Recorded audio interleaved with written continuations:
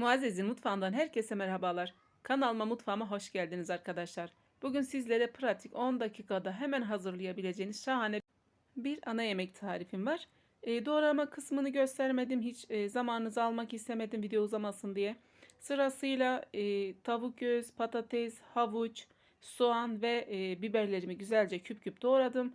Üzerine sosunu döktüm. Bütün malzemelerin listesini açıklamalar kısmına yazdım. Oradan bakabilirsiniz. Ben sadece sizlere hem pratik hem çok lezzetli bir ana yemek tarifini paylaşmak istedim. Güzelce sosunu da döktükten sonra güzelce karıştırıyoruz. Ben elle karıştırmadım. Dilerseniz elle de karıştırabilirsiniz. Güzelce karıştırdıktan sonra tepsimize dizip önceden ısıtmış olduğumuz 200 ya da 250 derecelik fırında yaklaşık 40-45 dakika kadar pişiriyoruz ve böyle şahane çok güzel lezzetli bir ana yemek tarifi oluyor. Denedikten sonra yorumlar kısmında bana yazarsanız çok sevinirim. Olumlu ya da olumsuz düşüncelerinizi yazarsanız çok sevinirim. Videomu buraya kadar izlediğiniz için çok teşekkür ederim. Kanalıma abone olup bana destek olursanız da çok sevinirim.